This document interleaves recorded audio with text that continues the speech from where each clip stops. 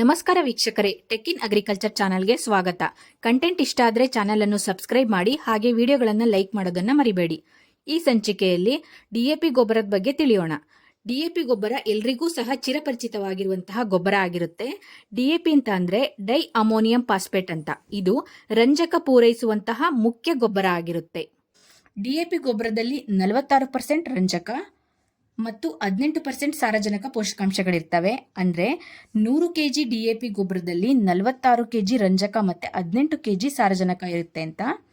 ರಂಜಕ ಪೋಷಕಾಂಶವು ಬೆಳೆಯ ಮೊದಲ ಹಂತದಲ್ಲಿ ತುಂಬ ಮುಖ್ಯ ಆಗುತ್ತೆ.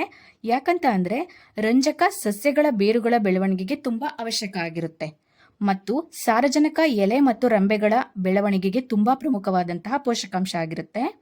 ಡಿಎಪಿ ಗೊಬ್ಬರವನ್ನು ವಾರ್ಷಿಕ ಬೆಳೆಗಳಲ್ಲಿ ಮುಖ್ಯವಾಗಿ ಬಿತ್ತನೆ ಪೂರ್ವ ಅಥವಾ ಬಿತ್ತನೆ ಗೊಬ್ಬರವಾಗಿ ಬಳಸ್ತಾರೆ.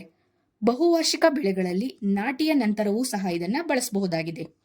ಡಿಎಪಿ ಗೊಬ್ಬರವನ್ನು ದ್ವಿದಳ ಧಾನ್ಯ ಬೆಳೆಗಳಾದ ತೊಗರಿ, ಅಲಸಂದಿ, ಕಡಲೆ, ನೆಲಗಡಲೆ, ಹೆಸರು, ಉದ್ದು ಮತ್ತು ಇನ್ನಿತರ ಬೆಳೆಗಳಲ್ಲಿ ಉಪಯೋಗಿಸೋದ್ರಿಂದ ಹೆಚ್ಚಿನ ಇಳುವರಿಯನ್ನು ಪಡೆಯಬಹುದು.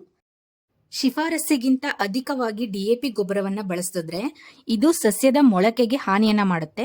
ಡಿಎಪಿ ಗೊಬ್ಬರವನ್ನು ಮಣ್ಣಿಗೆ ಹಾಕಿದಾಗ ಒಂದು ವೇಳೆ ಗೊಬ್ಬರ ಬೀಜಕ್ಕೆ ಅಥವಾ ಮೊಳಕೆಗೆ ಏನಾದರೂ ನೇರವಾಗಿ ಸಂಪರ್ಕಕ್ಕೆ ಬಂದರೆ ಡಿಎಪಿ ಬಿಡುಗಡೆ ಮಾಡುವ ಅಮೋನಿಯಾ ಎಂಬಂತಹ ಅಂಶದಿಂದ ಮೊಳಕೆಗಳು ಸುಟ್ಟು ಹೋಗುವಂತಹ ಸಾಧ್ಯತೆ ಇರುತ್ತೆ. ಹಾಗೆ ಮೊಳಕೆಗೆ ಹಾನಿಯಾಗುವಂತಹ ಸಾಧ್ಯತೆ ಇರುತ್ತೆ.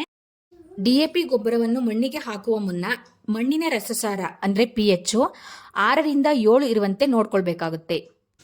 ಉಳಿಯುಕ್ತ ಮಣ್ಣಿಗೆ ಸುಣ್ಣ ಮತ್ತು ಕ್ಷಾರಯುಕ್ತ ಮಣ್ಣಿಗೆ ಜಿಪ್ಸಮ್ ಹಾಕಿ ಸರಿಪಡಿಸಬಹುದಾಗಿದೆ.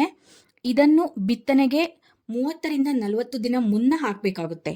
ಇದರ ಪ್ರಮಾಣವನ್ನು ನುರಿತ ತಜ್ಞರಿಂದ ತಿಳಿದು ಹಾಕಬೇಕಾಗುತ್ತೆ. ಇದರ ಬಗ್ಗೆ ಮುಂದಿನ ದಿನಗಳಲ್ಲಿ ನಾವು ವಿಡಿಯೋವನ್ನು ಮಾಡ್ತೀವಿ.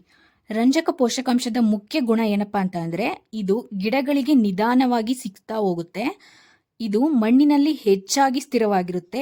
ಬಹಳಷ್ಟು ಸಲ ಗಿಡಗಳಿಗೆ ಸಿಗೋದಿಲ್ಲ. ಹಾಗಾಗಿ ಕೊಟ್ಟಿಗೆ ಗೊಬ್ಬರದ ಜೊತೆ ಫಾಸ್ಫರಸ್ ಸಾಲ್ಯುಬಲೈಸಿಂಗ್ ಬ್ಯಾಕ್ಟೀರಿಯಾ ಅಂದ್ರೆ ರಂಜಕ ಕರಗಿಸುವ ಬ್ಯಾಕ್ಟೀರಿಯಾವನ್ನು ಅಭಿವೃದ್ಧಿಗೊಳಿಸಿ ಬಿತ್ತನೆಗೂ ಮುಂಚೆ ಭೂಮಿಗೆ ಹಾಕೋದ್ರಿಂದ ಸಸ್ಯಗಳಿಗೆ ರಂಜಕ ಹೆಚ್ಚಾಗಿ ಸಿಗುತ್ತೆ. ಹಾಗಾಗಿ ಇಳುವರಿನೂ ಕೂಡ ಹೆಚ್ಚಾಗಿ ಸಿಗುತ್ತೆ.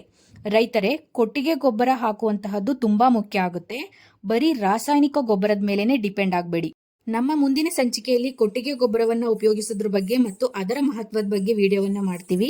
ಈ ಸಂಚಿಕೆ ನಿಮಗೆ ಇಷ್ಟವಾದರೆ ವಿಡಿಯೋವನ್ನು ಲೈಕ್ ಮಾಡಿ, ಶೇರ್ ಮಾಡಿ. ಹಾಗೆ ಟೆಕ್ ಇನ್ ಅಗ್ರಿಕಲ್ಚರ್ ಚಾನಲ್ ಅನ್ನು ಸಬ್ಸ್ಕ್ರೈಬ್